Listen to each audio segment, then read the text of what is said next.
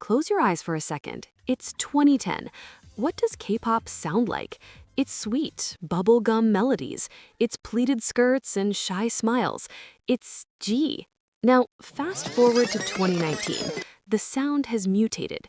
It's bass that rattles your chest. It's war sirens. It's BLACKPINK in your area. Suddenly, K-pop wasn't about waiting for a boy to notice you anymore. It was about leather jackets, combat boots, and staring down the camera lens like you wanted to start a fight. We entered the era where girl crush wasn't just a concept, it was the industry's new religion. But like every great empire, it couldn't last forever. How did a symbol of feminist rebellion turn into a factory-made formula that gave us noise music, only to be overthrown by 5 teenagers with straight black hair who just wanted to vibe? Grab your light sticks. Today we're dissecting the history, the psychology, and the dramatic collapse of K-pop's most iconic era. To understand why girl crush was such a cultural reset, you have to remember the landscape it destroyed. The late 2000s were dominated by the cute concept. Think girls' generation reigning supreme. The industry standard was to be non-threatening and adorable, but deep in the graffiti-covered dungeons of YG Entertainment, something else was brewing.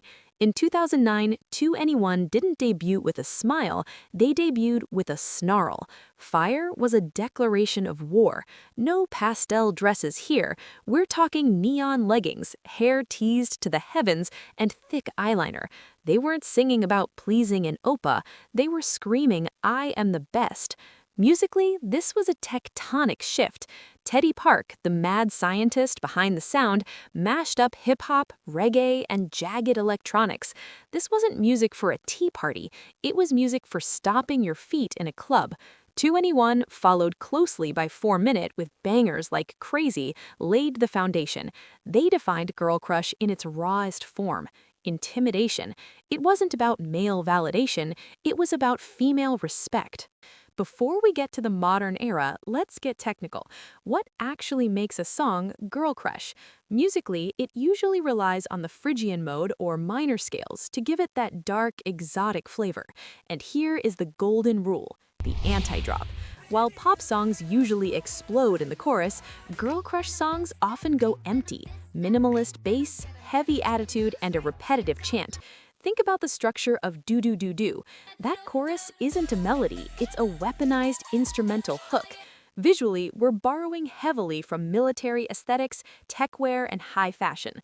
Harnesses, combat boots, and the colors black and red are the uniform. But psychologically, it goes deeper. Girl crush sells the fantasy of power. In a patriarchal society, seeing successful women who are dominant, rich, and don't need a man offers an emotional catharsis. It's the commodification of feminism, packaging empowerment into a product you can buy. If 2NE1 built the house, BLACKPINK renovated it and covered it in gold leaf. Debuting in 2016, they took that badass blueprint and polished it with a level of luxury we hadn't seen before. This was chic girl crush. They didn't just look tough, they looked expensive. Jennie, Lisa, Rose, and Jisoo became the faces of Chanel, Celine, and Dior. It shifted the narrative. Being a bad girl wasn't about street style anymore, it was about sitting front row at Paris Fashion Week with an icy stare. Their music became the industry Bible. Kill This Love and How You Like That solidified the formula. Grandiose intro, tension-building verse, melodic pre-chorus, and a drop that destroys the dance floor. By 2019, every agency in Korea looked at BLACKPINK's astronomical numbers and thought, we need that. And thus began the arms race. Girl crush stopped being a subgenre and became the default mode for the entire industry. Just as the market started getting saturated with dark and mature concepts, JYP Entertainment pulled a genius pivot with ITZY in 2019. They introduced Teen Crush. ITZY was rebellious, sure, but in a high school way. Dalla Dalla wasn't about heartbreak, it was about identity crisis. The lyrics screamed, "I'm different, I want to be me." It was colorful and sporty, but the choreography was military-grade precise.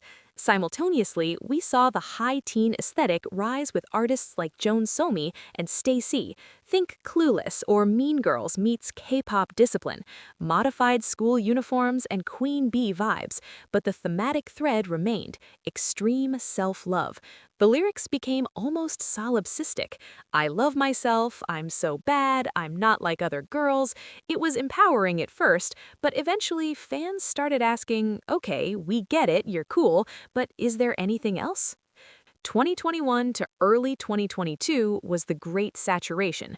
Girl Crush became a victim of its own success.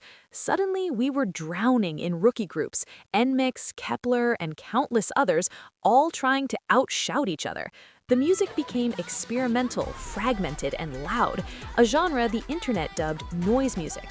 Songs started sounding like 3 different tracks glued together just to create shock value. Visually, it all blurred together.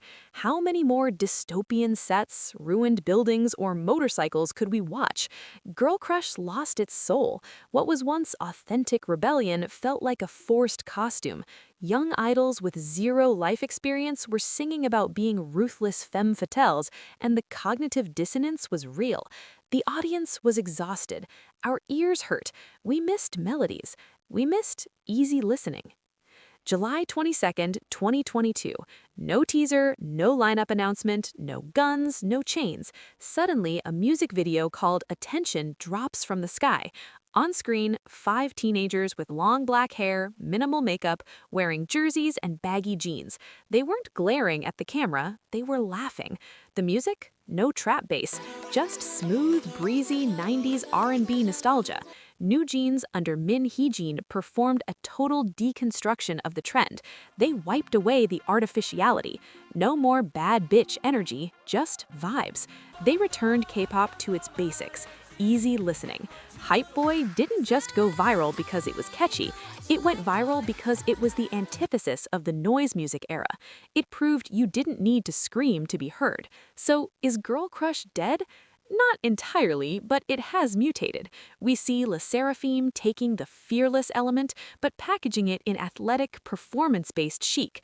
We see IVE taking the narcissistic route, where confidence meets luxury, chaebol vibes. And then there's aespa, who reshaped Girl Crush into something sharper and more aggressive, built on sonic intensity, confrontational style, and a confidence that feels bold, modern, and unapologetic. But even they are softening up. By 2024 and 2025, we're living in a post-Girl Crush world. The dominance of easy listening groups like Illit and Hearts to Hearts is undeniable. People want background music for their lives, not a sonic assault. Girl Crush has stepped down from the main throne to become just another option on the menu. The history of K-pop is a pendulum, from cute to sexy to girl crush to natural vibes. Every trend is a reaction to the last. Girl Crush happened because we were bored of forced innocence. NewJeans happened because we were tired of forced toughness. The concept might be sleeping now, but it's not dead. It left a permanent legacy. Female idols can be producers, fashion icons, and global dominators. Maybe in 5 years, when we're bored of chill songs, we'll crave those sirens again. Thanks for joining this deep dive. If you liked this breakdown, hit that sub button and let me know in the comments. Are you team hardcore Girl Crush or team easy listening? Or are you missing a totally different era?